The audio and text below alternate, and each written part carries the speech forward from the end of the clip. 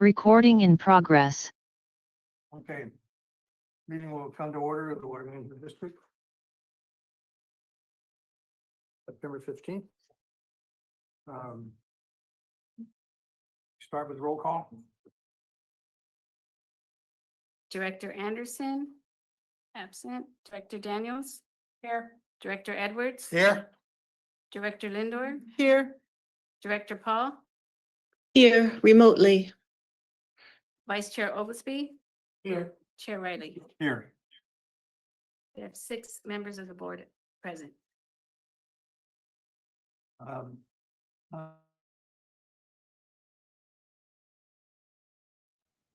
Any additions or correction to the closed session agenda? I don't think there was. No. Is there any public comment from? No members from public or present. No. And nobody online? Okay, so we will, what do? We will recess this meeting to go into closed session. Listed on the agenda. So this session is closed.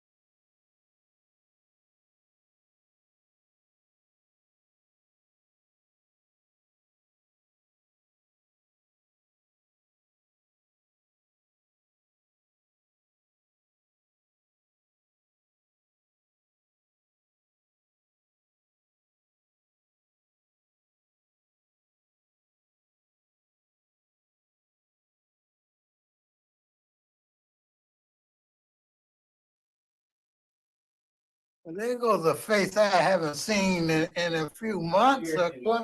Well, good.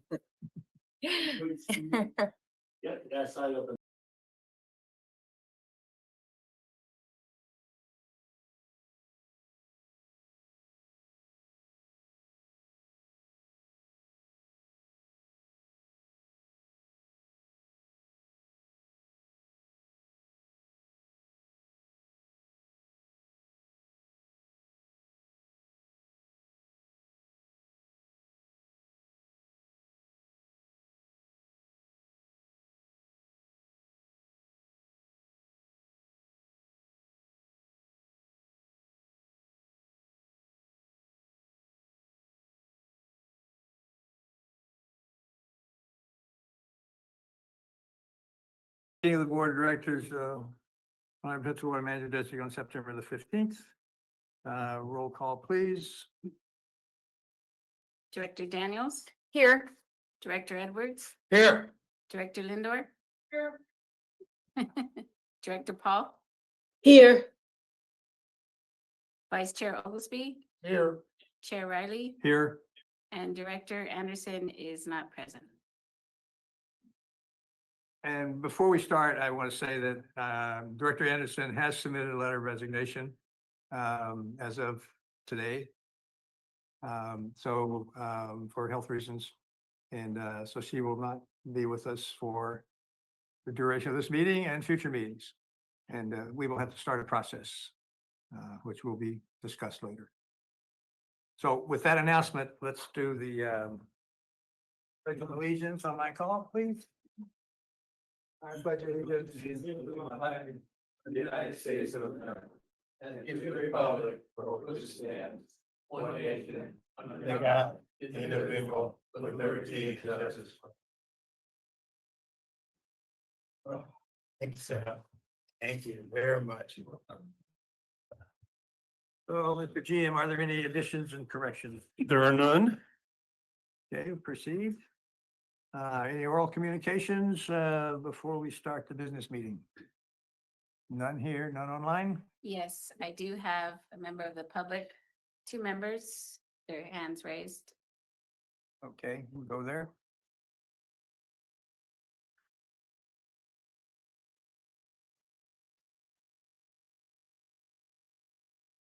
Caller ending in 902, when you're ready. Yes, good evening. My name is Nina Beatty. In the rush to access water and sell land and develop, where is the fully informed consent? Everyone on the peninsula, unless they're on a well, gets the same water to drink, to bathe in, to wash their dishes and scrub their teeth with, and water their plants from the seaside groundwater basin. Water delivered from the basin via the district and CalAm to our faucets is only tested for compliance to general state and federal rules. These general rules are for water systems anywhere, not to the unique situation here. I queried CalAm and Dr. Jack Wang on a checklist of chemicals and substance tests that CalAm uses. He claimed CalAm didn't have a test checklist and referred me to state and federal routine water test lists. However, the situation on the Monterey Peninsula is that much of our water supply comes from under the Fort Ord Superfund site, and likely its most contaminated section, Site 39. The ground above the seaside basin was irrigated and sown for decades with munitions, chemicals, and their breakdown elements, including Agent Orange and its components, herbicides and rodenticides, munitions chemicals, chemical weapons, PFAS compounds, lead, and the very poisonous dioxin, and potentially contaminated with the toxic plumes known to exist at Fort Ord of TCE, CT, and volatile organic compounds. These substances cause serious illness and can kill. Now treated sewage and industrial wastewater has been added with their toxics and pharmaceuticals bringing synergistic effects with existing chemicals in the basin. Wells were closed at Fort Ord due to high levels of contaminant years ago. Others were blended with below limit wells to bring the water into compliance. This compliance water sickened soldiers and gave them rare cancers, and the military hasn't compensated them. How many of these carcinogens are in the seaside basin? Quality report is only accurate to the extent that it has the data the public needs, not the data the district wants to put out. The only federal sampling I could find in that area was at one site on the very fringe of Site 39 in the least contaminated area, and only tested for 12 substances. None of us have received in-depth information of probable contaminants or consented in our exposure. Cal-Am doesn't have a solution. Its source water is contaminated with Salinas Valley agricultural chemicals like 2,4-D and glyphosate, Fukushima radioactive elements including tritium and cesium, and likely forward plumes. Officials have ignored the situation and profited from public ignorance and campaign donations, but the problem is growing. Now with dense development planned via SB 9 and possibly SB 79 and base growth, many more will receive the same tap water. I just urge the district to pause everything and really take a look at what they're going to be doling out to the area cities. This is a very, very serious situation, and the public has no idea what's coming out of their taps. Thank you. Thank you. Next.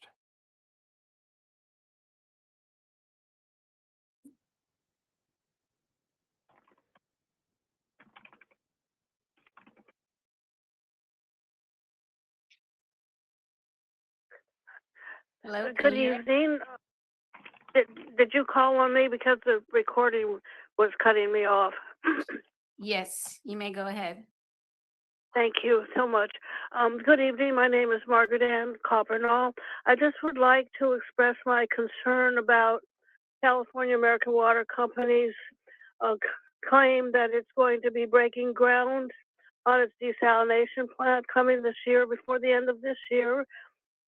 And I found out that it's going to be grading the property. It received a permit from the Board of Supervisors a few years back. I think it was overturned by the Superior Court. It was appealed, and now Cal-Am is proceeding with that. And it's of great concern for me because Cal-Am seems to be piecemealing its project in such a way as to secure its success. And that's a great concern, I think, for all our communities. The CPUC approved the larger version of the project, but it has no certificate for the smaller 4.8 project. So that's a concern. They're under conditions. 20 conditions have to be met with the Coastal Commission. And as I mentioned, the Board of Supervisors,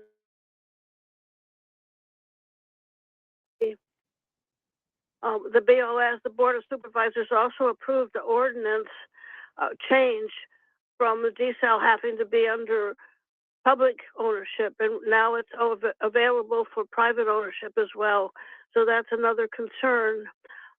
Next, we have the State Land Commission, where Cal-Am has submitted an industrial permit for its approval to add 4 additional slant wells and convert the test slant well to a permanent one. And that permit application is under review at the State Lands Commission, but they said they are not going to take it up again until February, even though they were waiting for the decision on the supply versus demand from the CPUC, which of course was then went in Cal-Am's favor. So we're not striking out. We're not striking out yet, but we need to figure out what we can do to counteract this. The State Water Resources Control Board has, in its final pages, made a conclusion that Cal-Am does not have the water rights, or not sufficient water rights to proceed, and it's also doing harm to our aquifers because environmental justice is not being respected. I wonder, why is it okay for the Marina Coast Water District to have to go to the deep aquifer to get our water in order to preserve the 180-400 aquifers for Sigma mandate restoration from seawater intrusion, but Cal-Am is allowed to have their slant well in that property, in that aquifer, and in the dune sand aquifer, which is a freshwater aquifer. Why is Cal-Am allowed to do that? That's not environmental justice, as far as I can tell. Can you wrap up, please? Yes, sir. I'm done. Those are my concerns, and I hope something can be done to stop it, an injunction of some kind. Thank you. God bless you. Thank you. Any other members of the public? Chair Riley, I see no other raised hands. Okay, we'll bring it back to the board. The issue is Next item on the agenda is the consent calendar. There are two items, board minutes from August the 15th and the treasurer's report for July this year. Any questions or comments from board members? Anyone from the public would like to comment? I see no raised hands, Chair Riley. Okay, back to the board. We have a motion to approve or pull. I move approval of the consent agenda, Chair. Second. Moved and seconded. All in favor, say, oops, roll call. Yes. Sorry. Director Daniels, Aye. Director Edwards, Aye. Director Lindor, Aye. Director Paul, Aye. Vice Chair Oglesby, Aye. Chair Riley. Aye, Consent calendar is approved 6-0. thank you. Next is General Manager's report. This will be new and improved and very brief. As soon as Sarah gets it up. This is item 3 and item 4. Okay. Yep, gonna cover them both. And you probably have a copy on paper, but let's go ahead and get it on the screen.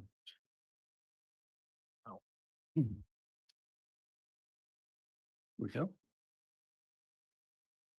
So we're 1 month away from the close of the water year. And I've just gone straight to this production for customer service chart as an example of what's going on. You can see down in the total line, second line from the bottom, that we've made, CalAIM's made very good progress on its legal water right from the river, which is 3,376 acre feet. So I think we will all be pleased to see that number come in a little higher than it is, but hopefully beneath 3,376. Moving to the third column, El Paso, that water right is 86 acre feet and they're already at 83, which is a good outcome. Seaside Basin, that water right is 1,474, and we're very close to that, which is a good outcome. And Pure Water Monterey recovery is on a fiscal year basis at 3,500. So your water year basis may look a little different. It's probably going to come in over 3,500. But suffice to say, that's a good outcome as well. And then Sand City desal through 11 months is 155 acre feet. We've slated it at approximately 200 of availability. So it'll be a little bit under that, but at least it's produced, which is also a good outcome. So everything's looking pretty good on the use of the various supplies for the purposes of meeting customer demand. So we'll have a better report at the end of the water year with also the trend in customer demand over time. So that's item 3, and item 4 is just an update on water supply projects. I think we've already had some discussion about the CalAIM desal project, and we did hear from one of the members of the public on that. So I'll just focus in on Pure Water Monterey expansion. This chart was done in mid-August. But here we are with the, Sarah, can you move over to the right-hand side? Just pull your, the little bar on the bottom. Yeah, there we go. You can see that the key features are the green bars are the injection well process, and the blue bars are the advanced water purification facility. I think advanced water purification facility is probably going to be closer to November. Mike? They will hit the substantial completion in September. They will hit substantial completion, which is great. Oh, The real limiting factor is the hearing at the Regional Water Quality Control Board, which is slated for October. And with that, we expect to see first legal water, because we've had test water, will be after the Regional Water Quality Control Board holds its hearing, which is October 8th, 9th. And so the day after that, it will be deemed to be permitted, and then that will be legal water. And we will elect to establish the performance start date within a year of the delivery start date, which will be shortly after that hearing. So it's all looking good. Great report. Great Short and project, sweet. great timing, great performance, all the way around. Comments, okay, the supervisor first and I'll. Go ahead, Sue. So just a question, not a question. I ask this question every single meeting. I know you're getting familiar with it, but so if I'm reading this correctly, we've needed and used 8,274 acre feet of water this year without having to tap into any ASR. That is correct. And is that normal? It has been. We've had 4 dry years in the last 8, I believe. And we have not tapped into ASR in any of them. And the reason for this is when Pure Water Monterey came online, the base project came online, that became the offset to the unlawful diversions from the river. And so as demand had dropped, you know, and you've seen the curve of demand dropping over time, it meant that the existing supply sources could meet demand. We had the benefit of 4 water years ago, the combined limit off the river was a little over 4,000 because it didn't drop fully to 3,376 till 3 years ago. But Pure Water came online in 2021. And so that's been the offset. And what that did is it allowed ASR to kind of move down the list on priority of use. So it became a drought reserve rather than a inject it in the winter, take it out in the summer kind of program. And so now it's been sitting there as a drought reserve, but we haven't had conditions enough to tap it. And so it's just with growth, you know, if we're successful at taking the guardrails off and eliminating the moratorium and setting new meters, that's where you're going to need new supplies, or the current level of supplies would not be enough. But right now we've been eking by. So as a reserve, drought reserve, how much is in there?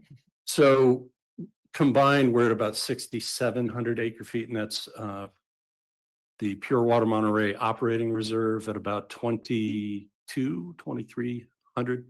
2352. There you go, 2,352. Thank you very much. Yeah. That's So good. the rest is ASR. You know, We hear the pieces off, I don't hear the total, but 6,700, 6,721. 6744. Anyway, it's good to see numbers that high. That's all. Yeah. That's all. I mean, well, and when the Pure Water expansion comes online, remember the moratorium will probably not have been lifted by that point in time because it's going to take some time. And demand will not have grown. And so there will be a surplus water situation. And so those reserves will be expected to increase. all right. And just backing up on the State Water Resource Control Board and the moratorium, is there a time estimate? You say next year. Well, yeah, it's going to be on their schedule following our submittal. Our submittal, we'll either do a special meeting the second week of October or approve it at the regular board meeting in October. Our attorneys need a chance to at least 2 rounds of drafting, which probably by the end of this week, they'll be in a position to look at. But it's not our part. That's it. I'm looking. But once it gets to the State Water Board, it's their process. And level of hearing. So because this is going to come in as under section 1832 of the Water Code, which is an aggrieved person process, that calls for a hearing, but there's different levels of hearing depending on different aspects of water law. And we would frankly be okay waiving the hearing and allow it to be ministerial if in fact that's what they wanted to do. If they didn't want to lift it, then of course we would want a hearing because it's a due process issue at that point. Suffice to say, it's, you know, they got Bay Delta plan hearings next week. They've got some groundwater adjudications that they may have to hear through the Sigma enforcement mechanism. So their plate's pretty full. They have a brand new deputy director of water rights who starts on the 22nd of September. So this is going to land squarely in her lap, but with administration from the chief deputy director of the water board, who was the water rights director. So, you know, they all know what's coming. They all know they've set some expectations, but they've also said, end of the calendar year is going to be tough. So, And we'll have real water. yeah. Anyway, so that's a big argument. Okay, to move. Well, and keep in mind too, that Cal-Am's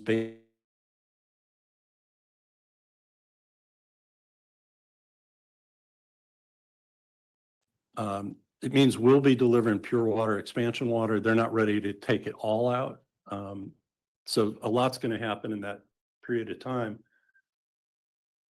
And I guess what I'm saying is the immediacy of setting a meter to take advantage of the expansion water isn't really there in January, February, but you know, we're hopeful that they could address it by March, and it may float into early summer, but Okay, well, it's, yeah. everything's going around. Okay, any other questions from the board? I'm sorry, Al. Yes, Chair, on water projects, just two questions, basically. I think you know what I'm gonna ask you. The Coastal Commission had those 20 things that need to be done, Conditions, yeah. conditions that need to be done. The question is, and I know you talked to them, are they gonna let Cal-Am go on piecemealing this project without completing those 20 conditions? No. And some of the conditions have been met. You've heard, for example, well, condition one in the Coastal Commission is it's one with multiple parts, but it's all the local permits and approvals.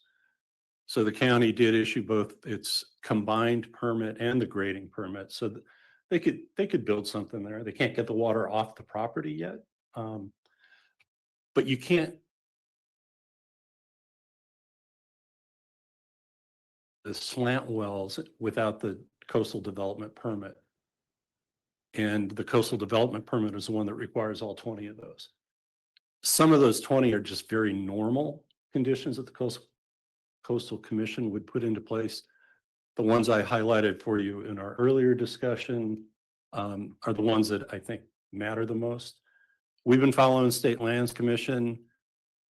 Currently, their last indication, now Margaret Ann Coppernoll said hearing in February, but there's not a draft addendum to the EIR yet. And the State Lands Commission staff have indicated they may want to wait until the RMC Lone Star lawsuit is decided. Well, that goes to trial in November. You won't probably see a decision from the judge until December, January, best case. So there's a whole series of things that not all those Coastal Commission conditions can be met. Some of them may not be met for a year. When you look at the outfall agreement and the NPDES permit, it's not going to be spring. It might be summer, but it very likely will be next fall. So they're going to be unable to do the coastal piece of this. And so then you have to ask yourself, how much money would I, as a corporate parent in New Jersey, authorize to be put into the ground if I don't have all the pieces in place? So I think, yes, there's the potential to begin construction. I mean, if I was there, I'd move some dirt with a bulldozer, put up a 4x8 sign, say coming soon. But there's just so many pieces that have not yet been satisfied. Okay, and my next question is, could an injunction be put in place to stop that? I know it's outside of our jurisdiction, but people wonder what's going on and what's happening. And I believe putting this stuff out, you know, being transparent, putting it out publicly, because it was mentioned publicly at a water master meeting, so. And it could, you know, any number of parties could file an injunction trying to stop progress and cite, failure to meet certain conditions. Okay, thank you. Supervisor? Yeah, just because this has been brought up, in items 3 and 4, I just want to be very clear, and you can correct me if I'm wrong. It's a completely separate permit with the County of Monterey that's outside of the coastal zone. Yes. So it's not piecemealing. I mean, somebody said that in public comment. Yeah. And I just want to be clear that I don't see any. It has nothing to do with the Coastal Commission's approval. It's completely separate outside. And the even coastal zone. the recent CPUC decision, it was not a green light of a plant. So it's not as a result of that decision that there's an act that needs a filing. Mhm. Yeah, somebody would have to find other grounds for an injunction. And since it was issued when it was, is there a window that has closed? No, so the county permits, They went to court and then they, yeah, and I think I actually highlighted the dates on them. So that they would have, if no action's taken, they would have to renew those permits. But that's pretty perfunctory ministerial. thank you. Okay, no other questions of the GM? Thank you. Thank you for that. Next item is a report from District Council. Thank you, Mr. Chair. We do have Dave Laredo here as lead litigation counsel that'll walk through the litigation report. Before we do that, though, I would like to report out from closed session this evening. The board did meet in closed session on 3 separate items. The first item, MPWMD versus the State Water Resources Control Board. This is case number 1-10-CV-163328.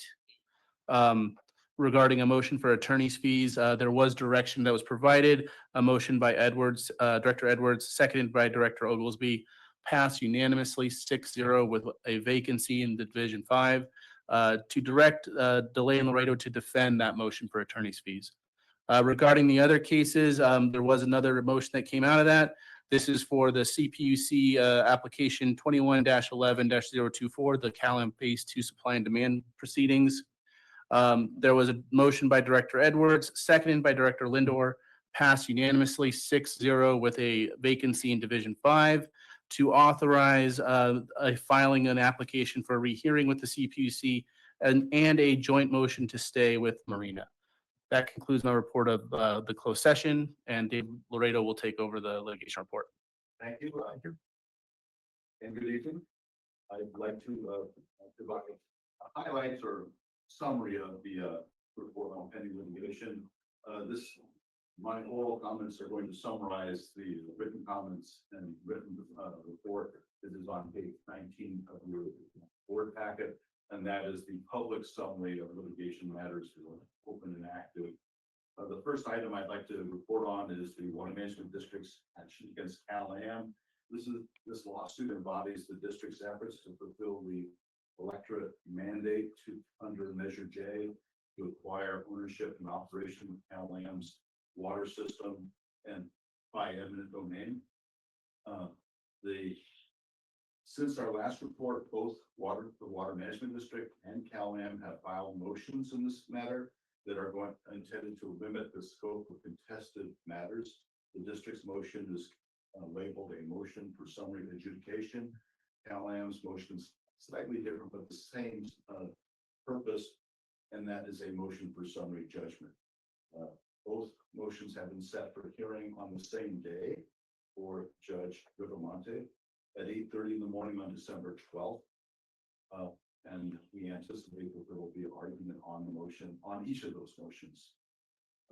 Before December, on October 28th, the court also has set a case management conference, and that's an opportunity for the court to provide direction as to the procedural aspects of the case. We have ongoing discovery matters, trial calendar will be clarified. On the matter before the 6th District Court of Appeal, the Water Management District's case against the local agency formation commission, the appellants Glasgow and our respondents brief was set to be filed by October 10th. in the matter of the City of Marina Water Management District against the California Coastal Commission. The trial court did enter judgment in that case, finding that the Coastal Commission did not exceed its jurisdiction or use its discretion. The petitioning parties, City of Marina Water District and the Water Management District, have filed their notice of appeal, and the appellants are jointly represented by Peter Pierce of Richards, Watson, Gershon in San Francisco, and a mediation statement is timely lodged with the appellate court. We do not yet have a pleading schedule. With respect to the ongoing matter before the Public Utilities Commission, a decision was issued in the water purchase agreement case.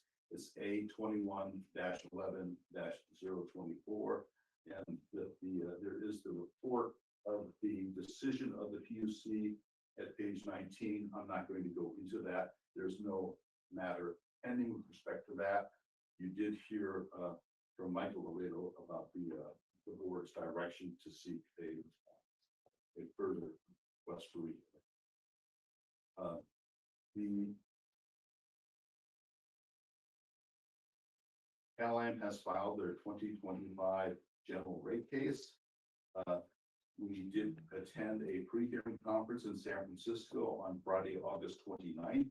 We did meet and get direction from the assigned commissioner, Matt Baker, and the ALJ Administrative Law Judge, Raphael Leary, on that matter. That ALJ was assigned following the commission's granting of a preemptive challenge by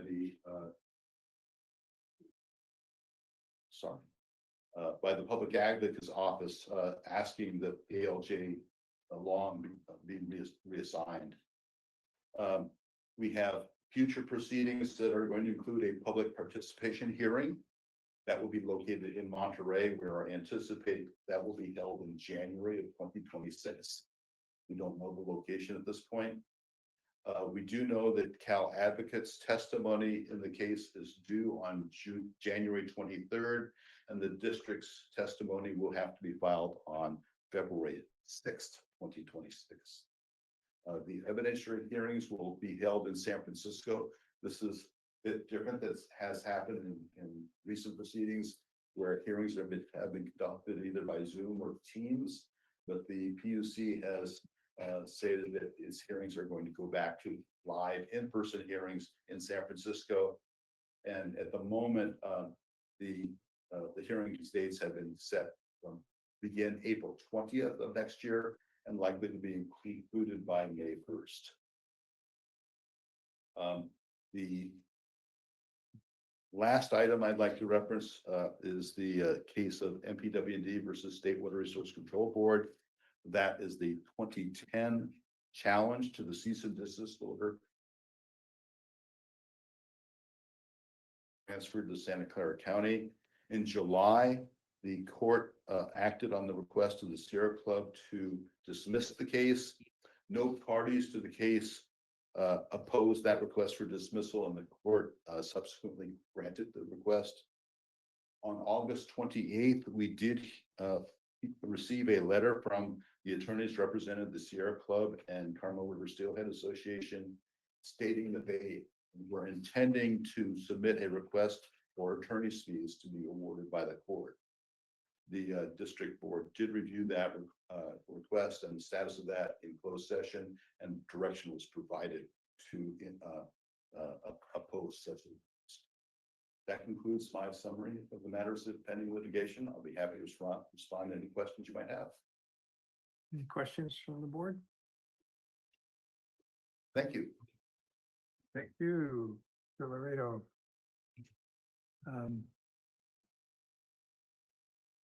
Next is director's report. I just want to say that I want to allow a little more time than normal, perhaps, for this. We take a few minutes, but Karen and I were both at the Special Districts Association conference that was held in Monterey a few weeks ago, and we both came away with brains kind of spinning over a lot of stuff we were paying attention to. And anyway, we just want to have the opportunity to present a little more of the ideas that we had.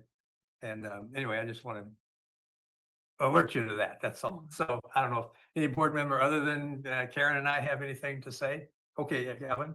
Just quickly, I attended the Water Master meeting, beginning of the month. I was good to see and hear.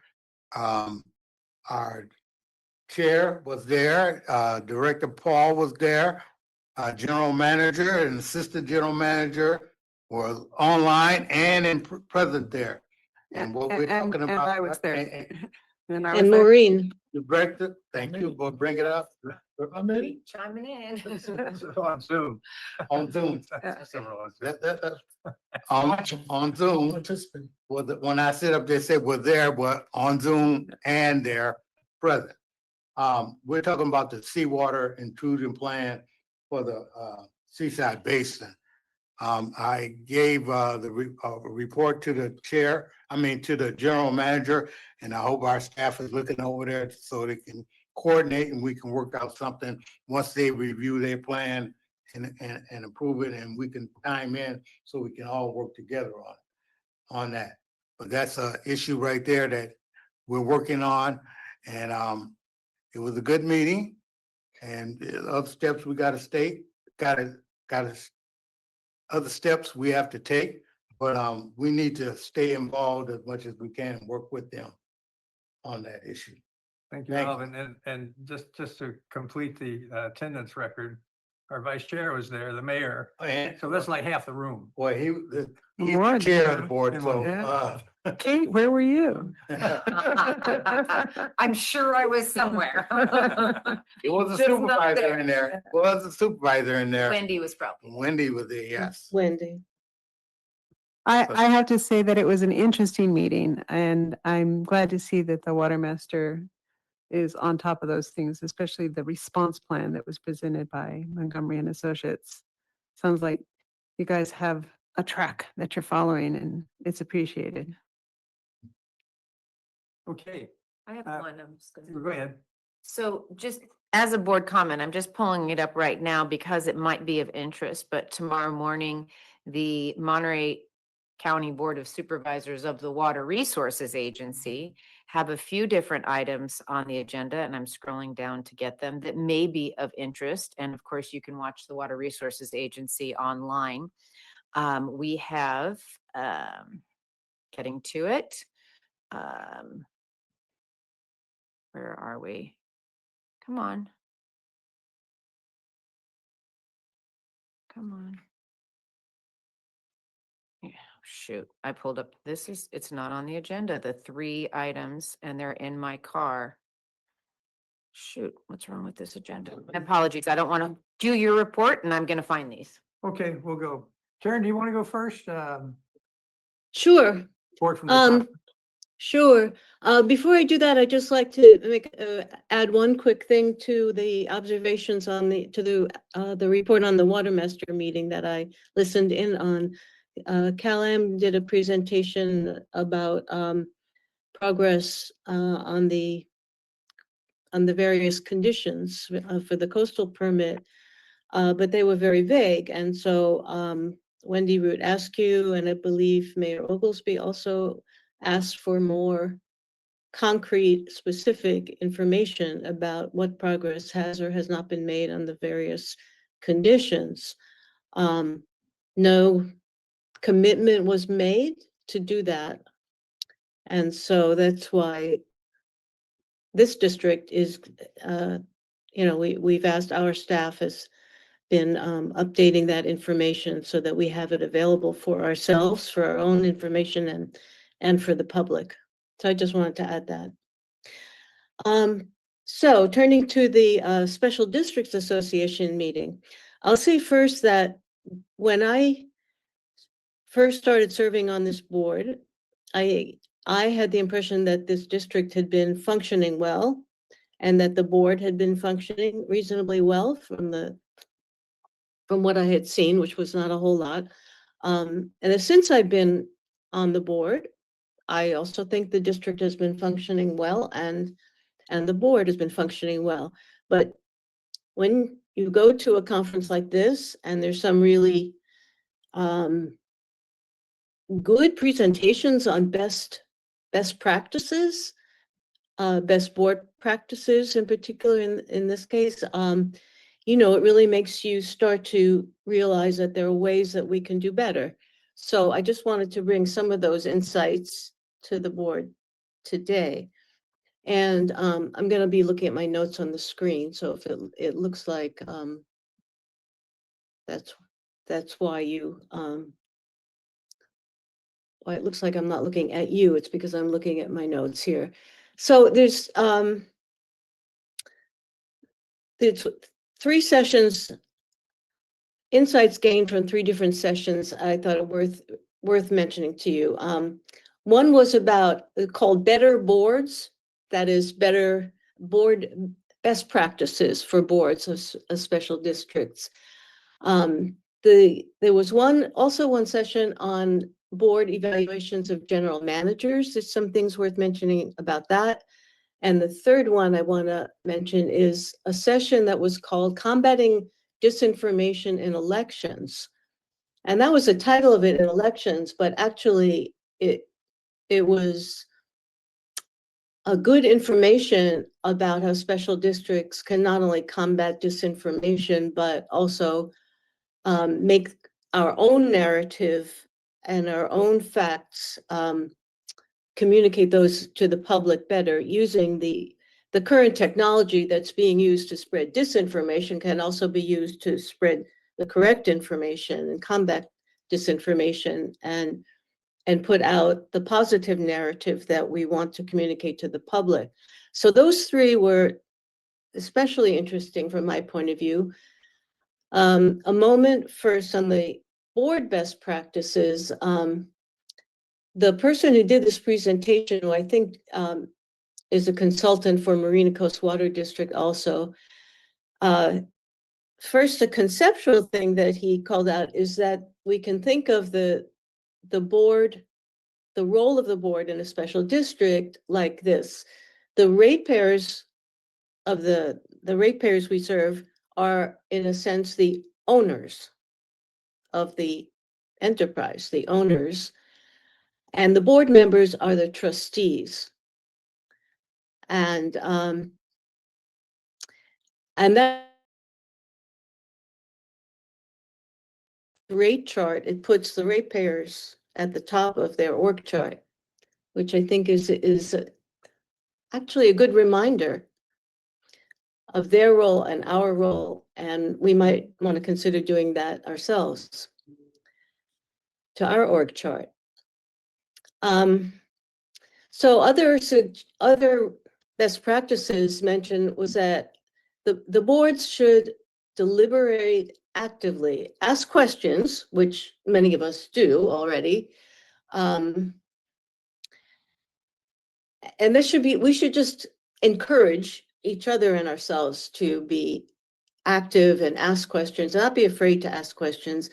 I have to say, something we all know is that whenever I think any board member starts, even we all come with some kind of relevant background, but there's always a lot more to learn for all of us.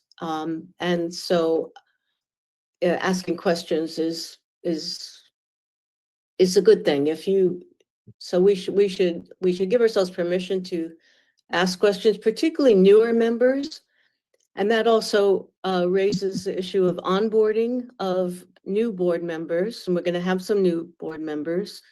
When I came on, I think the staff had done a very good job of putting together a binder with information and some kind of orientation, and it was good. But we might want to expand that a little bit. In fact, we could ask our the most recent board members, that's Kate and Becca, if there are things that, since they came on relatively recently, if there are things that could be done to facilitate their they're coming up the learning curve, because it is quite a learning curve. There's so much history and as well as technical things involved in the water, the job of the district, that there's just a lot to learn. So anything we can do to help board members come up the learning curve faster and allow them to participate more actively would be good. Our board policies should be written, and we have some that are written and others that are unwritten. So maybe we should take a look at that. For example, evaluating the general manager, how we go about doing that. That I don't think that's written anywhere. That might be one we might want to write out, because it is important. And I'm going to come to the GM evaluation recommendations next, but I'll first say that the Special Districts Association does provide leadership training for board members and for staff of special districts. We heard some good feedback about that training, and we might want to look into, both for board and staff, availing ourselves of the parts of that seem might be helpful for us. So a word on the general manager evaluation. That, I think, I had the impression we didn't know quite how to go about it. And it was, when I came on, it was kind of awkward, because the general manager had to sort of take the board by the hand and tell the board how to evaluate him. There's something wrong with this picture. I think we haven't done a bad job, but we could do a better job. The recommendation was that the process should stimulate a meaningful discussion between the board and the general manager, and help the general manager do a better job of serving the organization more effectively. So that might require some clarification of the roles of manager versus board. For example, you don't want board members trying to micromanage in a way that's unhelpful. And have the board communicate the best, with as much clarity as possible, the goals and objectives and and expectations, so that is clear. The one way he put it is two questions. First, in a GM evaluation, first is, what are we trying to achieve for the board? Is the district managed well? What can we do to improve the relationship between the general manager and the board? I mean, even if it's good, it can be even better. And clarify expectations of the general manager if that needs to be clarified. Second question is, what are we trying to achieve for the general manager? And by that is meant, is the general manager achieving what the board wants? And that allows the general manager to go forward to act with more clarity and confidence, and helps the general manager understand what the board wants better. So, I mean, some of these things, when you hear them, it's like, well, of course, but it's good. I found it helpful to actually think about it, focus on it for a moment. And he also said the entire board should be involved in the evaluation of the general manager, even those that have been on the board for a short time, because it's the whole organization that needs to be involved. He also said that the numerical approach, that is, you may remember we've used a form where we score the manager on all these different criteria, and then that is consolidated. And it was the opinion of this presenter that this numerical approach doesn't tell you much and can actually be unhelpful. That was kind of my feeling too when we used it. So we might want to reconsider whether that numerical part is really helpful, and maybe we can just focus on the qualitative part, if not. And he also said the board evaluation should be done regularly and consistently, and regardless of changes of board members. So I think, that gives us some ideas for ways that we might be able to make our process for evaluating the general manager more useful all around. And then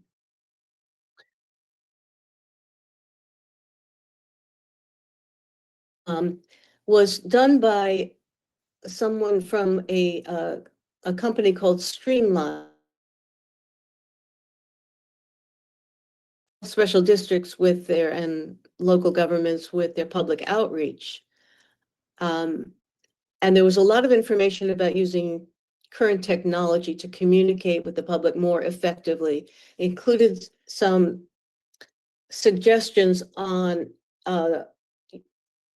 designing the website so that it's more effective, specifically something called a search engine optimization, new term for me, but I guess it's known in the field, so that when people search, they will more easily find, search an issue on water supply, say, or water management, an issue that we work on, they will, their search will pull up our information, our position paper policy will come up so that it's easier for the public to find. Also some good information on ways to combat rumors, disinformation on social media, and also a plan where we could use social media in a positive way.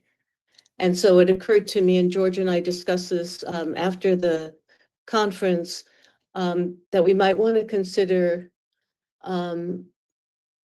hiring Streamline on a consultant basis to help our consultant for public outreach come up with a plan to take our public outreach to the next level. So that's my feedback, and I will stop there. Back to you, George. Yeah, thank you, Karen. Yeah, we did talk after that, and I just have a couple of things I want to add, which was on the website. I don't know what we use, .net or whatever, but .gov gives us the priority in the search engine that we come to the top with .gov. So I'm just going to suggest that as one specific thing to consider. Talked a little bit about having study sessions occasionally for board members, all the board, as opposed to an action agenda. It allows a chance to maybe get into the background of some of the issues that we have to deal with. And it doesn't need to be an action agenda, but anyway, thought that some of that might be helpful. I'm thinking of the GM evaluation, but I'm thinking more about the strategic planning process, which is going to be coming up early next year, February, March, somewhere in there. We're going to have to deal with that. Karen, I'm going to ask that if you and I could get together and merge our notes a little bit so that we can come up, and maybe next month we might come up with sort of an outline of what we think may be the priorities that we would like the board to consider, and more consider them in the strategic planning process, but there may be a lot more specific things coming along. Long range financial plan, long range, that's of some interest, and also some more issues. Anyway, I don't want to take any more time, but I think those are the highlights of what I remember, at least what jumped out at me in notes. This one person she's talking about, this Streamline, he had several sessions that just held your complete attention all the way through, and he was suggesting things you could do all the time. It wasn't just talk about theory, and it was talk about action items, which made him very attractive, I think. Anyway, and one summary that came out of one of them, which is the quote that I kind of like, was, board members, you should keep your noses in the business, but your fingers out of the business. So know what's going on, but don't try to micromanage. Anyway, so that's my summary. And Karen, I just put you on notice. I'm probably going to call you and have a meeting sometime over the next month. So that's it for the convention. It was very good, I thought. It was very good. So if we didn't put everybody to sleep, we'll go on with the. I've Okay. go I ahead. found it. Thank you. Go. So this, I'm bringing up an item that's going to come tomorrow to the Board of Supervisors of the Water Resources Agency. So you would just come to the regular Board of Supervisors meeting and we would open up the Water Resources Agency. And I'm bringing it forward to all of you really in the spirit of Supervisor Adams, who regional collaboration, cooperation, communication was so important. And she made a really good faith effort to try to make that happen. And so just, it would be informative, I think, to know that there is going to be, there was a performance, there was an assessment of the CSIP project, of the Castroville Seawater Intrusion Project. And tomorrow, the key results of that assessment will be presented by the auditor. And it might be something that is of interest. It's definitely important, and you should join us by Zoom if you can make it, or in person. Thank you. Okay, well, thanks for adding that. So moving on with the agenda, item number, what are we talking about? Number 7, action items. Well, let me ask, is there any public comment on any of this report that's been done so far? Okay, Yes, Chair Riley.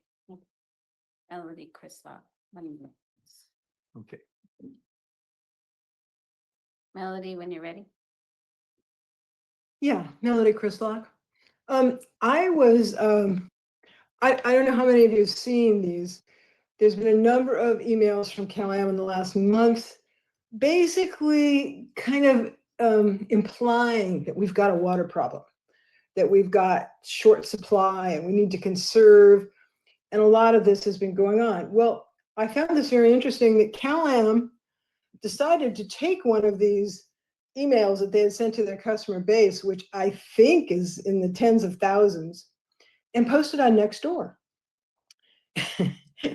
And that comment proceeded to get, it must have had 50 to 100 comments following it from the public. CalAm never responded to anyone, but it showed a level of curiosity and confusion. And I see no reason that MPWMD could not do the same thing. Because the public will often educate each other in this. I mean, I spent a lot of time educating people online, and it stayed very civil. There weren't any dissenters saying, oh no, we're really not. But CalAm is determined to convince people. I don't know who they're trying to convince, but people weren't buying it. And I thought it was a beautiful example of how you could counter disinformation in social media. And I find that most of the water discussions on the peninsula tend to go on Nextdoor more than Facebook. That seems to be where people pop up with these questions. You know, sometimes dissenters and sometimes now CalAm. That's the first time I've seen CalAm do that, where they would actually post something on Nextdoor and just leave it. They never made one comment. Anyway, I thought it was valuable for you guys to know that. That's really all I have to say. So I'm hearing that, I just had one question about earlier. So I'm hearing that, so CalAm can go ahead and theoretically build the whole desal plant next to the landfill there, even though they have no water source, and then use that as leverage to try to force the water source. I mean, everyone's worried that they can do this with no one can stop them. This is so strange. I mean, this was the court case, right? Where the judge kept saying, oh, this is the desal with no water supply. And now we're back to this. Oh yeah, we're going to build this desal plant that has no water supply. And we can do nothing about this? I mean, I'm getting that. Is that what I'm understanding? I'd love to hear more about that. Okay, thanks. Thank you. Okay, proceeding with the action items on the agenda here. For item number 7 is adoption of the quarterly water supply strategy and budget. Yeah, good evening, Chair Riley, members of the board. I'll be bringing this item to you guys tonight. It is your consideration of the quarterly water budget, i.e. where the supplies are going to come from to meet demand in the system for October through December 2025. And we can go to the next slide, Sarah. First, we'd like to look at what the model forecast will be. Everyone talks about El Nino, La Nina. They're saying it's a La Nina year.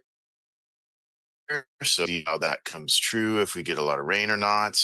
However, in the next 3 months, as we're considering this next 3 months to plan for, the map we have to look at says we should expect pretty much average rain, which isn't too much. If we get average, it may start raining kind of in the middle of December.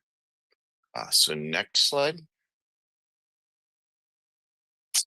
We consider a number of the state board orders, the litany that you see in front of you, as well as Rule 160, which we're going to talk about at the next public hearing at this meeting, and the different targets that those are set for the Seaside Basin and the adjudication. We put those together along with our water projects and the different timing of the year where water is available to the different water projects, and when it's kind of the most environmentally responsible to pull from the different natural resources that we have. The work, of course, is CalAm, the fisheries group being NOAA and Fish and Wildlife, as well as water rights group at the state, and as well as CalAm and ourselves. We also take into account all the different water rights we have, as well as Pure Water Monterey. We gonna move to prioritize the discussion that happened earlier in this board meeting. The prioritization is to recover Pure Water Monterey instead of ASR injected. This is what the last bullet point is referencing. So this is an item that is discussed in this whole group every time when we meet every 3 months and we talk about that. So next slide, please. Along with all of the rules that we're considering, we also have to come to the quarterly water budget with a strategy. And so over this being the first quarter of this water year, the start of it, we need to wait and see what kind of water year we get. But our goal moving forward to start this water year is to use all of the Seaside Basin to store the ASR water and keep it if we don't need it, in case we do need it in another water year. We want to recover Pure Water Monterey on the rate that it's injected throughout this first quarter. And we developed this on September 9th, 2025, and it was the group that I was speaking about before. So we came out of this with the draft water budget that I think is on the next slide. Yes, the way that this slide table presents is we have the different months, October, November, December, as we move through the first quarter of the water year. And the top of the table goes to the Carmel Valley offer. The goal is, assuming no rain for October and November, to recover at a clip, which would put us on case or on rate to get the 3376 throughout the year. Not understanding what type of ASR water year we're going to have. We're just going to start out as a clip, not produce too much, not have to ship too much into the summer later in the water year, because that's bad for the river, but just recover kind of at a rate that would spread it equally throughout the months. The difference that you see in December is we have some diversion should we get some rains and trigger the triggers that allow for injection of ASR. We would want to move into producing. We would hit the triggers that would allow for production from the upper valley wells that's above Garland Park. And those wells would basin at ASR 1 and 2, and just kind of assuming from the rainfall we get a normal year. We want to just say when we build these budgets, we want to put a number for diversion for ASR in case it happens or not, but just to say if this were to happen, are we ready? Do we have the infrastructure that's here that is going to be able to do this? We don't want to be caught flat-footed. So that's why we put this in here. May or may not happen, but we want to be optimistic that it will. So then we move down to the Seaside Basin and we see that we want to try to recover in a declining amount of demand, 538, 381, and 355 from the basin. This responds to the demand we see in the system as we move into the winter months. And we think that we're going to be injecting, as Dave was saying, in this transition period between getting our permits and moving from Pure Water Monterey base project to Pure Water Monterey expansion. We're going to be moving at this, not knowing how all that's going to happen and all of the signaling and testing that's going on. We're holding a conservative 330 injection through that. We should, and depending on the type of water year we have as well, we may get more stormwater. We might be able to turn this up a little bit, but we need to wait and see. If we are able to turn it up, we would reduce the amount of coastal sub areas line native water. And so as you kind of move through the table, you just kind of set your priorities and move the water around. But this is a goal that we all agreed on was something that would be realistic for what actually happened last year, and when all of the levels were set from the different rules and water and kind of moving into seeing what it looks like. Likely, as Dave was saying, maybe next quarter or the following quarter, when new wells come on and new things, we may see changes to the strategy of the quarterly water budget. But being the first quarter of this water moving into what it is, this is kind of how it all shook out with the group.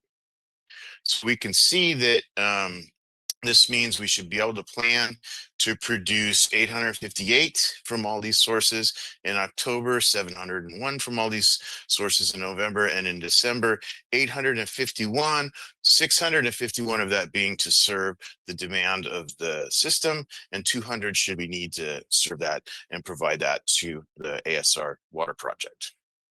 And so then the next slide is just the recommendation, should the board accept this, direct staff to move forward with this and file this with file this correct CEQA item with the county, and then move on, the board being the CEQA entity for the Carmel Valley Alluvial Aquifer. We will file this with the county, and then stat and track that as the targets that Dave reports to you every month. So with that, that concludes my presentation, and I can take any questions. Any questions from staff or, okay. Yes, thank you for the presentation and the strategy and the what we have before us. My question is just really this working group that you have, the two agencies that have experienced lots of cuts and staff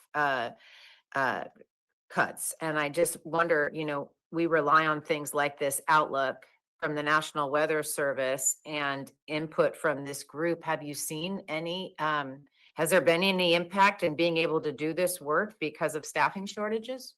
So the component of your question, which is the outlook, is I'm not close enough to that to know, because it's just a link on a website that I go to grab what's gone behind that. As far as the staffing from NOAA, which is the federal agency, and then Fish and Wildlife, which is the state agency for the fisheries groups, staffing hasn't changed since anything's happened to us. Thank you. No, I was referring to the United States Fish and Wildlife. They're on there too, or is it just California? NOAA is NOAA Fisheries. They are correct. They are the national group, and it's still the same individual that we've been working with for about 7 years. Got it. That's the same entity. Okay. Now I was just referring to like the 11 meteorologists that were let go. And I know that has a big impact, but we're still relying on the same document. And I just we don't hope it's correct. we don't rely on National Weather Service locally at all. Mhm. And the National Marine Fisheries Service, we do, and it's been the same people. Great. Fabulous. Glad to hear that. And I don't have any further questions other than it's really, I mean, I imagine on a certain level, you enjoy doing this. It's kind of the fun stuff in a sense, or maybe I'm just weird. I think I might be weird in the same way. So yeah. Okay, public comment? Yep, quick public comment, Tom Raleigh. My old weather guesser classmate from NPS unfortunately passed away a couple years ago. But he was the guy that convinced me that 7 out of 10 years in this area are relatively dry years. And usually those years, we have very little, if any, ASR. And it's good to see that ASR was successful this last year. The other thing is, we are still only at about 70% of pre-COVID tourism count. Now that's 30% of bodies that are not here during the week that are using water that were here pre-COVID. That's not that long ago. To continue to say we're using less water, you're really, it's a mistake. It's pie in the sky. The second thing is we have 2 major projects coming online by the end of the year during this quarter. One is a 99-room hotel in Pacific Grove, the Kimpton Mirador Hotel, 99 rooms. And we have 64 apartments on Garden Road that the school district has bought and purchased, one of the 5 buildings, complexes that's for sale. There are now 4 other major projects on Garden Road that are pending by one particular developer who has these in his hip pocket. And I think he's hoping for more water to become available so he can get bonuses. But anyway, there's 4 more major projects on Garden Road that are all going to be comparable to the 64 new units that the school district, MPUSD, is going to be occupying by the end of this year. So these are all major projects coming online. The other hotel that's due to come online doesn't come online in Sand City until January. That's according to the city manager as of the luncheon Friday. And that's a Marriott Courtyard, I believe, that new. So these are major projects that are going to affect water consumption, and especially 4 more major projects on Garden Road are going to have a significant impact on water consumption. So I think you guys have to be aware of this when you say water consumption's going down and the general manager keeps repeating this. It's not happening. It's just the opposite. We're going to have more water consumption. And Melody Crislock, why anybody reads anything and listens to her is beyond me. Her propaganda just. Jim, could I ask you to respond to the allocation process we went through and where these hotel projects fit in? For housing, yeah. They're all in. So 2 pieces of misconception was just spoken, and that's, we have never said after we add new water supply and lift the moratorium that water demand. We have been in decline. And so when you set your standard of where are we today, it's a real number. It's a number you can pick off a table. How much water did we use this year, last year, the last 5 years? And don't get me started on how many years are dry years, because we have the data for 59 years to know the answer to that. And it's not 7 out of 10. But the issue is we factored in all of these projects, the Brad Slama projects on Garden Road, the new hotels. That's part of the growth that we're expecting to utilize Pure Water Monterey water until there's an alternative or additional plant of some kind. So it's in the forecast. It's well understood. It's not a surprise to us. You know, we're in the business. So that being said, we've allocated water to all the jurisdictions not all the jurisdictions have prioritized how they want to use it or gotten caught up in prioritizing when maybe they should just release it, because our whole point was we have reserve that we're holding. So there is water there, but major projects that are like raw land development will require setting of a meter. The Garden Road projects don't. And so we know that they're here and they're coming, and hopefully the city of Monterey releases some of the water we allocated to them 6 months ago to make projects that have an existing meter possible. But that's the whole idea of bringing pure water expansion on board. 2,000 acre feet of water we don't know what to do with for several years. Until we have the experience. Yeah. And so Let the, supervisor first now. Go ahead. a project like the one that the school district has purchased or the Kimpton Hotel have an allocation. They couldn't have moved forward Yeah. if they didn't have an allocation of water. Exactly. So we've accounted for it on the demand side already, or you're saying it will be in a future demand? It'll show up in future demand, Okay, but it's already in our brains Yeah. because we issued the water permit for the project. got it.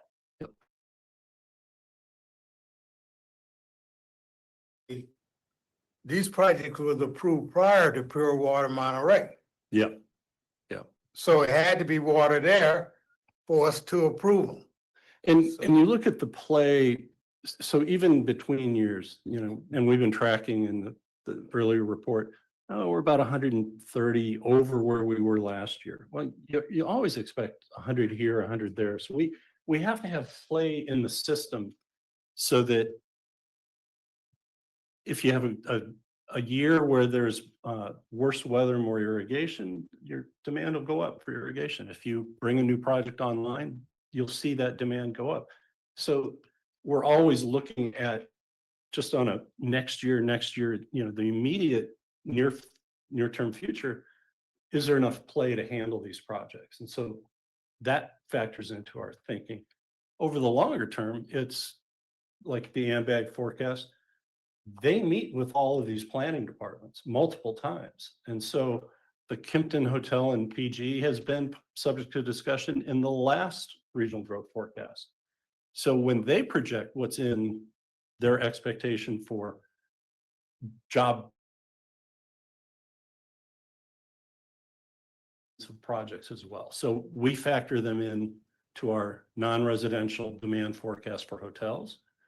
And new apartments, we factor into our residential water forecast. So it's all there, and it's not a surprise. Through the chair, public comment is still open, and I believe you have extra hands raised. Okay. Thank you. Yes, we have Melody Chrislock. Melody, when you're ready. I'm not sure what to say. I accept that I am very careful with my facts, and I'm not spouting propaganda. I'm really a truth junkie. And I've spent many years trying to educate the public with the truth. Unfortunately, I don't think Mr. Raleigh could say the same thing. But if he is really concerned, and my comments were addressed toward the current population, I'm trying to tell them that, oh, we're short on water now, which we're not. We're not short on water for the current population, as the numbers prove. But I was not talking about the future. We have the water for that, the 2,250 acre feet. And I would recommend that Mr. Raleigh go and talk to Cal-Am and see if they could get those extraction wells a little speeded up and get those online so we could use the water we've got for this new development, instead of trying to tell you guys what you already know. Thank you.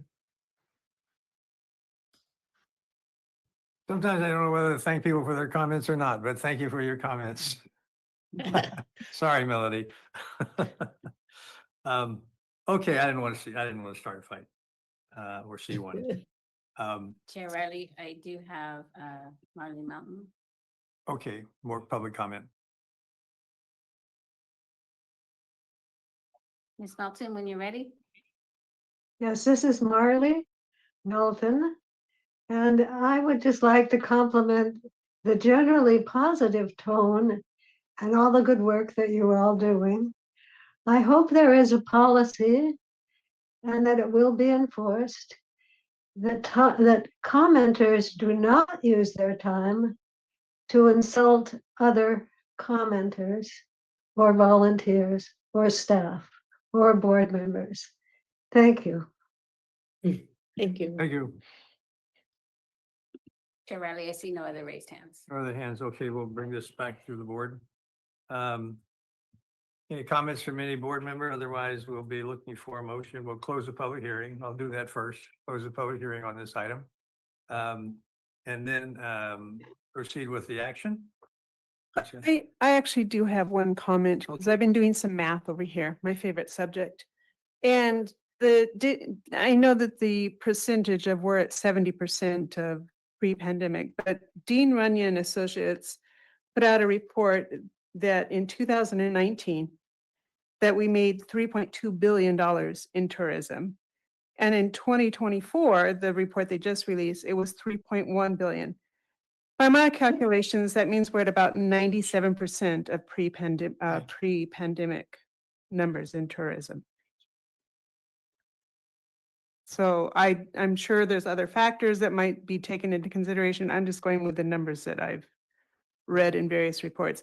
I just want to see that number portrayed accurately whenever we talk about pre-pandemic versus current tourism rate. Well, we're not trying to collect data and create a report on this. Yeah. We're just commenting on what we know and what we share with the board. Yeah, and you may recall, we did a Okay. presentation back in Okay. January. Yeah, because we don't want to go back and forth, Dave, with that. But so I want to throw in there, we use a different criteria, different measuring stick. We don't use tourism population. Right. So that comment on what we use as opposed Yeah. to what people in the public may say they use. Right, and we do have concerns because you may recall there was 500 acre feet put into the demand forecast for tourism bounce back. And so we've been tracking those kind of figures just to see if we're that far away and there is going to be a big bounce back. So we follow it, but it doesn't really factor into our forecasting, other than as a reality check on what's going on. Yeah, so we just don't need to. I mean, the comments from the public are the comments from the public, and they have a right to say what they want, but we have a standard and that's what we base it on. It's good to be reminded of what our baseline is and our process to determine that baseline. That's right. Any other comments? Did you? Oh, I was just going to move to approve the proposed production strategy for the California American Water Distribution System for the 3-month period of October through December 2025. Second. Any other comments or questions from the board? All in favor, say, oh, oops, No. can't do that. Call. Roll call. Roll call. Director Daniels, Yes. Director Edwards. Yes. Director Lindor. Yes. Director Paul. Yes. Motion passes 6-0. Thank you. Okay, the next item is the Jonathan Show. Thank you, George. I'm sorry, it should be a more formal, it's a regulatory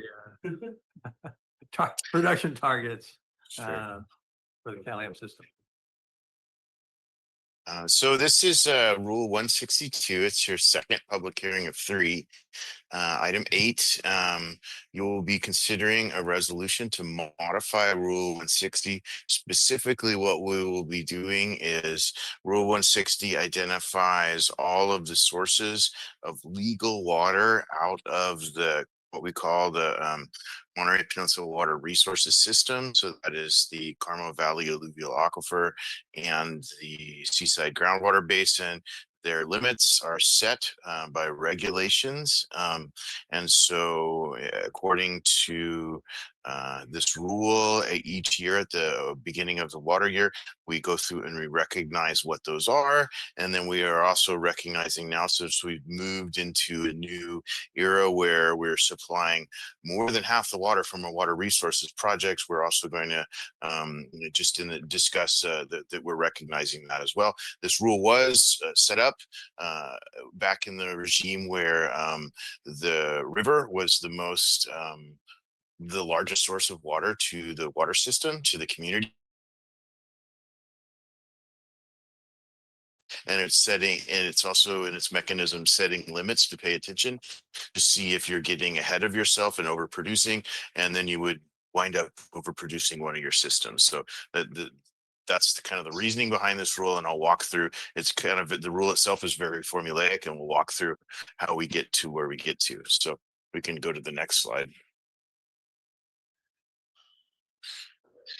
And so as I just explained, it's set for it. It has tables 1, 2, and 3 that are in it that we replace each year with the new water supply. And it does require, the rule itself requires that these changes through a resolution of the board. So next slide.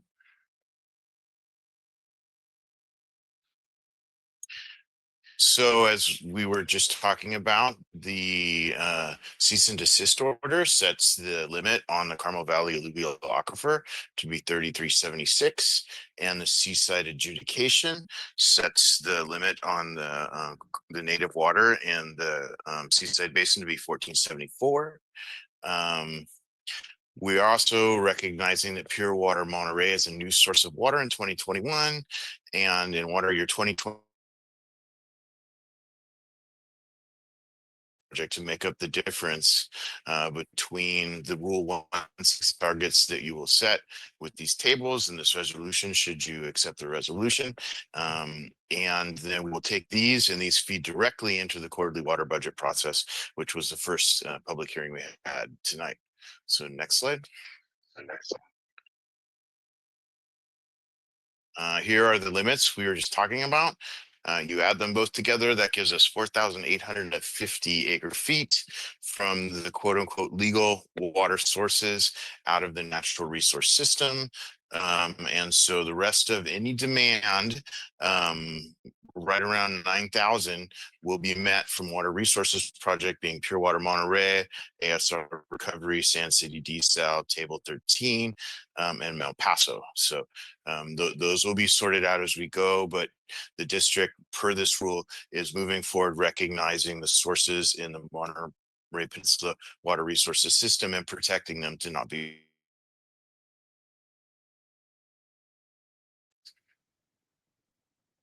we take in the rules, it specifically, it calls out a date range, which is the date range in which there, in response to half of when the cease and desist order from 2016 came in, and in response to that, Cal-Am had set a tiered rate system that had a conservation tier in it that discouraged overuse of water, and so the district board at that time had set this range of dates to look at, to say this is going to reflect the community's response to this new tiered rate system, and tiered rate system still exists as today. Should we want to look at a different range of dates, we should bring that through our different committees and assign different range of dates to look at that. But what you're basically getting out of this is the percentage per month of the percent supply that you need from these different sources to get to the total supply from your water resources system. So that's, over this range of days, 9.1% of the total of 100% was used in October. So if we go to the next slide, what we've done is we've taken and applied these percentages to the total of the 4850 and said, if you're consuming these in the rate that historically the demand had set for them, you should be on this track. This logic was put together, of course, to not overconsume when these are the only sources. There is a little bit of room in these numbers nowadays because we would pull from different water supply projects, and water is available to different water supply projects at different times based on climatic inputs. But basically, we want to try to stay loosely on this track to get to 4850, and we do use numbers in our quarterly water budget process to loosely track when we're talking with the group, how are we doing with this, or are we going to get to all the river water, are we going to get to all of the native groundwater and seaside. So next slide. This is just the other side was looking at the Carmel Valley alluvial aquifer itself, just only. So there are 3 tables that talk about the different systems all themselves and 1 table that combines them. But then looking at all this in order moving forward to modify the rule as the district rules state, we would be looking to the board to adapt this resolution and specifically change these tables to, truthfully, they're no different than last year's tables because none of the rules on the Seaside Basin or the Carmel Valley alluvial aquifer has changed. So we probably wouldn't even change the tables, but we would just have a resolution saying they're updated for the new water year. So with that, I conclude my presentation on this and we'll accept questions.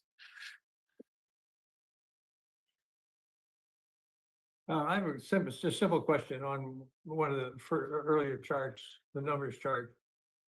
You stop at 2018. Why is that a cutoff for this data? That was at the so that was at the time that the board had changed and said set it to these dates.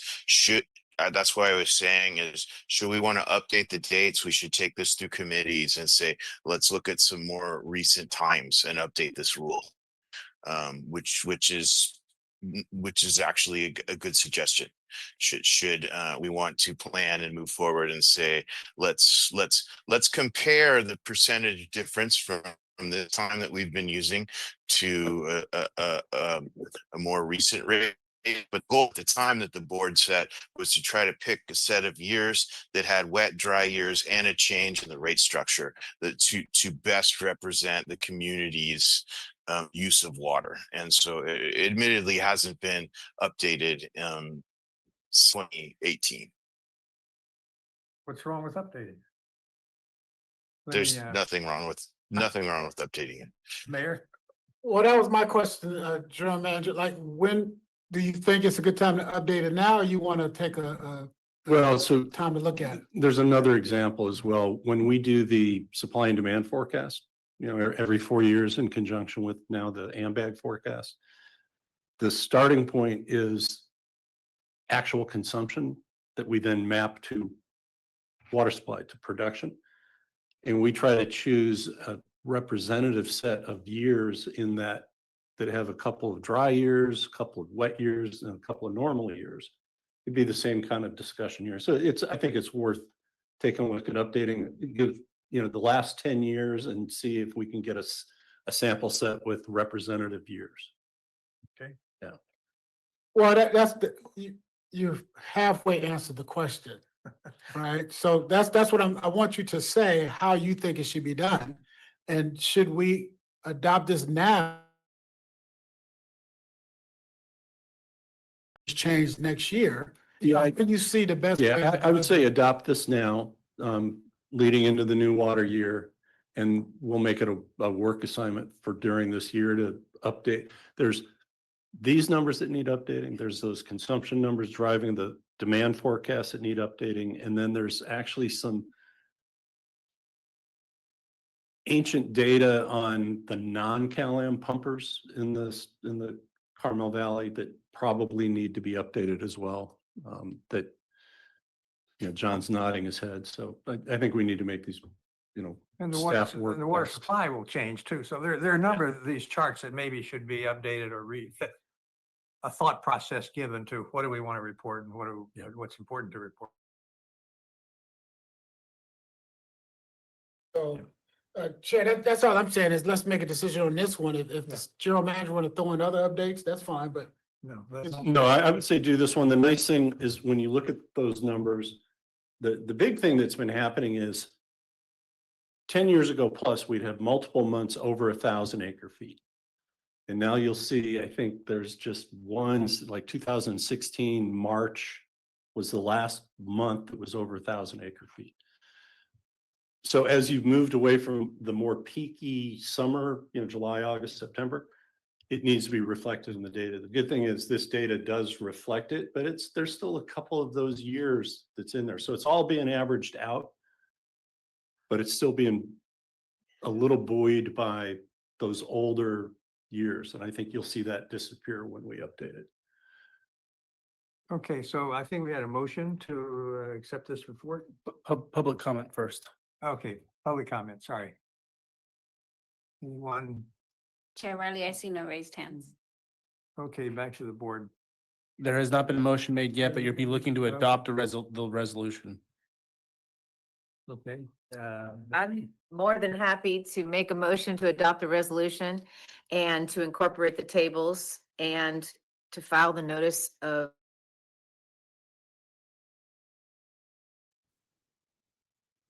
That's a full motion. Second. Any other comments? Okay, roll call, please. Yes.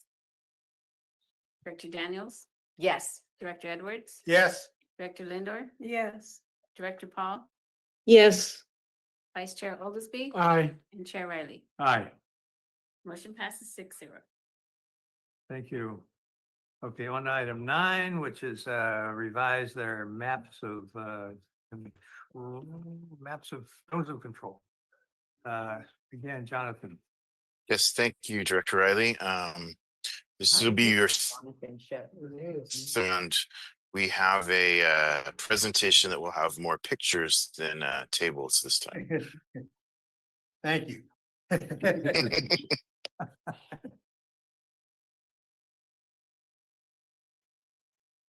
I can go briefly into it as we're pulling it up. The crux of what you're going to see in the presentation is that the Title 22 regulation for Department of Drinking Water for indirect potable use reuse projects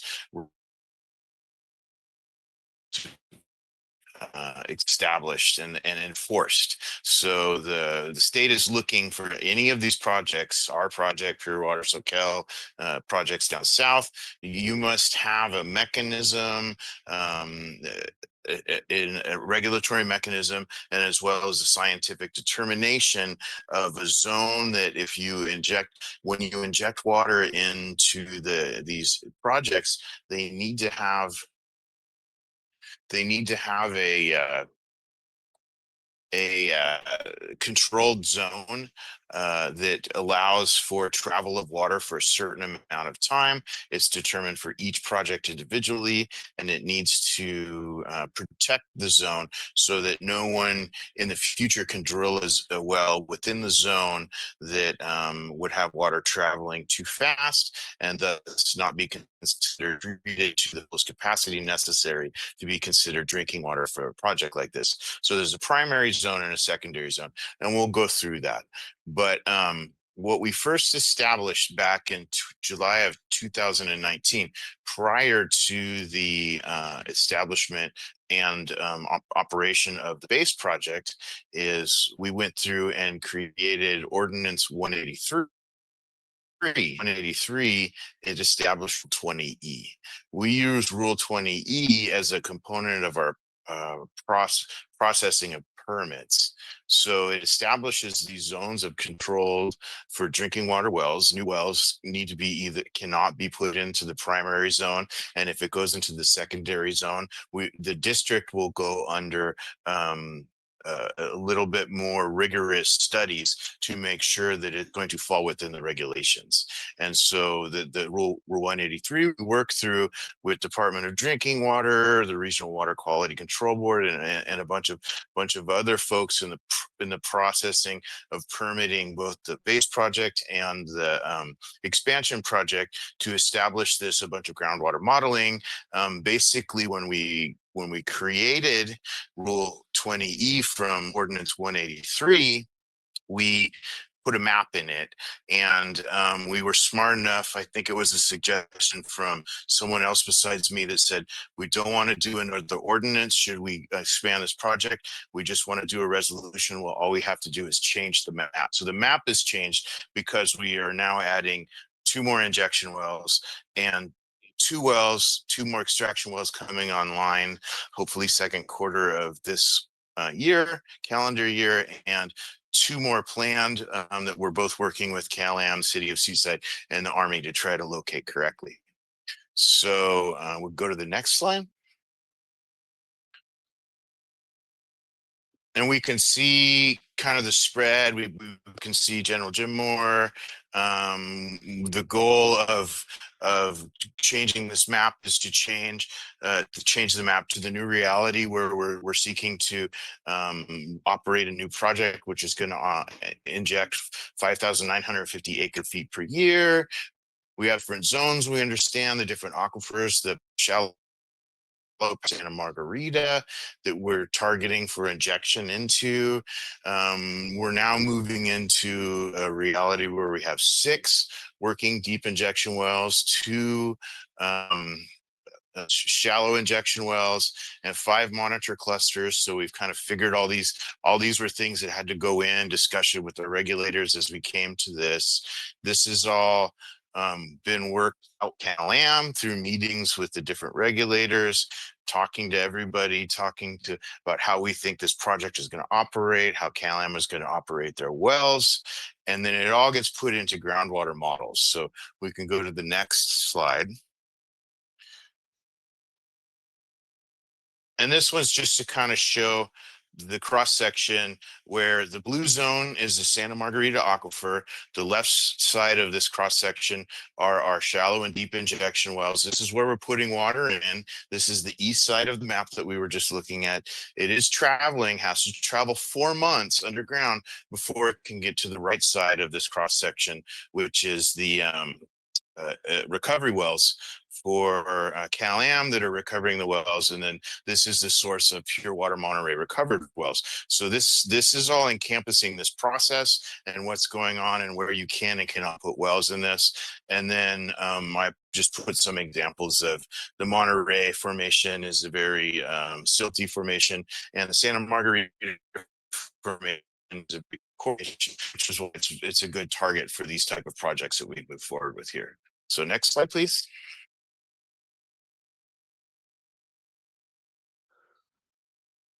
So this slide is showing kind of all of the iterations, the different things that we interpreted, and some results of what we have many scenarios of modeling results. So these basically, what it does is it models the different pumping and injection scenarios that we put in. It takes into account drought cycles. It takes into account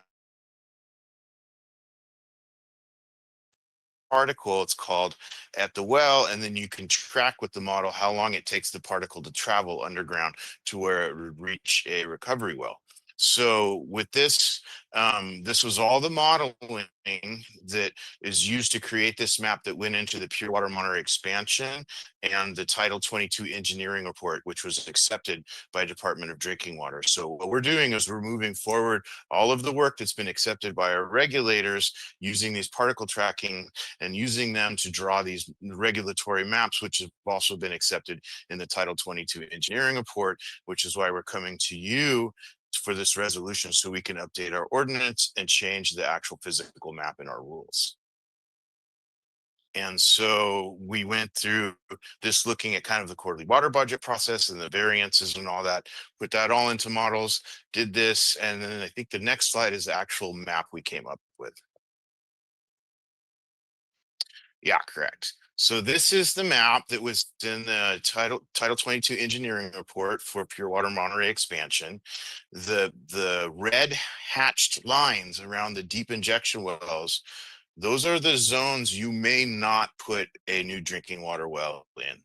So this is establishing those zones. Should a well drilling permit be submitted to the county environmental health, they, through an agreement we have with them, which is called out in the ordinance 183, they route it through us. It comes across our desk. It comes through my division, and we compare it to a map. If it's within these red hatch zones, we would say we need to move this well outside of these red zones. We can't put a well here. This is a no-go. The gray areas are what's called the secondary zone of control, and those are areas that require, as phrased in the regulation, increased study. So we would work with whoever is proposing to put a well in, and that's a very small group of folks, because in order to put a well in the Seaside Basin and be a large producer, you would need to be recognized in the Seaside Adjudication Decision as already a producer. So in all likelihood, it would be Cal-Am or City of Seaside we would be working with in this area to help establish a new water supply well. So the resolution that we're talking about tonight would literally take this map and replace it with the old map, which was only focused on the lower side, the southern side of this map, which was deep injection wells 1 through 4. And now we have deep injection wells 5 and 6. The wells that are labeled extraction wells 1 and 2 are the wells Dave was referencing earlier, Bayonet 1 and 2, set to come on here in a second quarter of this year. And then the extraction wells 3 and 4 are the wells we're currently working with City of Seaside and Army and Cal-Am to help site loosely in this area. So then the next slide describes the process that I was talking about. Should they receive a permit, they'll come to us, we'll apply it to our maps, Should a well be inside the primary zone, we will not allow it. We'll work with the person to say, can you move this outside of the primary zone? The land use for the area that is currently within most of the primary zones is the area that was previously controlled by FORA and is now going to be transferred over to the City of Seaside. And we work with City of Seaside to help site wells in this area should we need to.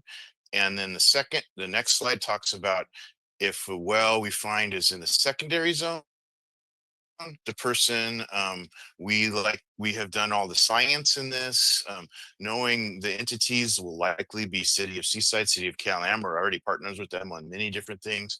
We're more than willing to help work with them to make sure that this works, so we can also not only have water supply to the community, but be able to recover the water supply out of the community. So with all of that motion in that direction and kind of that was the theme of Ordinance 183. I think the next slide is our recommendation that you adopt this new map so we can replace it in Rule E.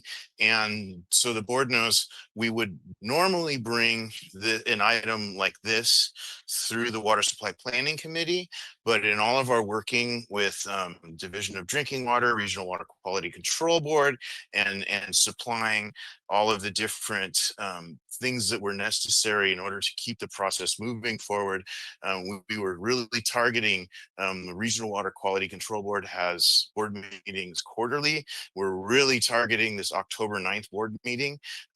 And they indicated to us they would like to have this zone of control map updated in our rules. It would be very helpful to them if that item came up at their hearing on October 9th. So that's why we did it, to move it to the whole board without going to the Water Supply Planning Committee. And so with that, I can conclude my presentation and answer any questions.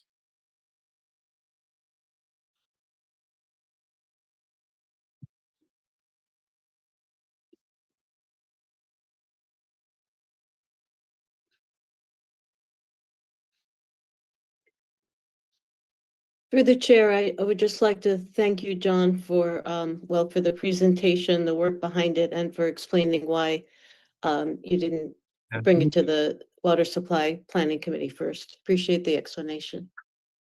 Director Paul, if you could repeat that, please. We were experiencing some technical difficulties. Okay, thank you, John, for the presentation, for the work on the map, and for explaining it to us, and also for explaining why you didn't bring it to the Water Supply Planning Committee first. Thank you. Could you hear me? Yes, ma'am. Yes, yes. Okay, okay. Thank you. Any comment inside? Sure. Josh Stratton with Cal-Am. I'm stepping out of my comfort zone. I'm not a hydrologist, far from it, but I just have a question. With ASR1, we had a travel time. The models showed a travel time, and when the rubber hit the road, the travel time was not what the models showed, and it caused us to get ASR1 offline. Will these maps and charts, will these potentially negatively impact other travel times or other things in the future? I'm just concerned that maybe a well comes offline due to modeling being. Yeah, that's a great question. And the answer is no. I mean, it's the same set of. It's only ASR 1 that is too close, and there's no other impacts in those red zones. And then the gray zone, but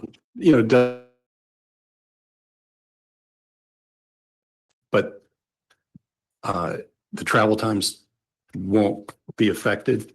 And I think with these two new wells, it kind of puts into play ASR 4 and Bayonet 1 and 2 needed harder looking at, but they've looked at that and they won't be impacted.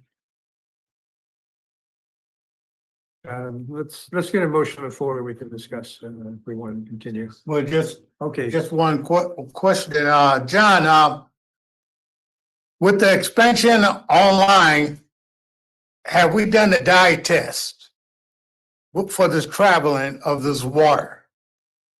We will be required to do an additional tracer test with the new wells. We have, as a component of the regional board permit and the acceptance of the Title 22 Department of Drinking Water respectively, they have accepted a work plan for a new tracer test that is going to start, as Dave said earlier, should this permit be accepted on the 9th, it's good on the 10th, and we have an accepted plan to start moving forward on that. So yes. Okay, thank you. Have a motion? Do we have a motion? I move staff recommendation. Second. Moved and seconded. Roll call, please. Director Daniels, Aye. Director Edwards, Aye. Director Lindor, Aye. Director Paul, Yes. Vice Chair Oglesby, Aye. and Chair Riley. Aye. Motion passes 6-0. Okay, that completes our action items. And is there anything else to report, General Manager? Nothing. I thought we was going to discuss Amy. Yeah, let's close. Yeah, at the beginning of the meeting, the chair made clear that Amy Anderson has resigned due to personal reasons. And we very much respect her decision to do so. She will miss us as much as we'll miss her. The district will notify the registrar of, there's a whole process, and we will follow that process, which includes release of a press release that if it gets picked up by any one of the publications that cover Carmel Valley, that will suffice our noticing provision, and we will accept candidate letters of interest and qualifications. But we'll work on that timeline so that you'll be in a position to evaluate the candidates and make an appointment. You will have the choice of bringing them in to have a certain amount of time if you want to interview them or ask them any particular questions. So that timeline going to be put out. By law, the district has the ability to appoint within 60 days of the resignation. So for us to be able to appoint someone to the board, or you being able to appoint somebody to the board, has to be done by November 11th. Yeah. Okay. So the best would be to be back here October 19th for the regular board meeting, and if that doesn't work out, we'd have to have a special board meeting. The everything spins off the effective date, and because of her letter, the effective date was actually Friday. And this is going to be for the last 2 years that she had, or Three. The appointment would only last until the next general election, and then that seat would run for the remainder of the term. okay. And is 2026 a general election? It is. So this would be a short stint, and the candidate, should he or she choose to, would have to run in November of next calendar year. Okay. Thanks for asking more. Yeah. Thanks for asking the question and getting a little clarification. Okay, this meeting is adjourned. Thank you.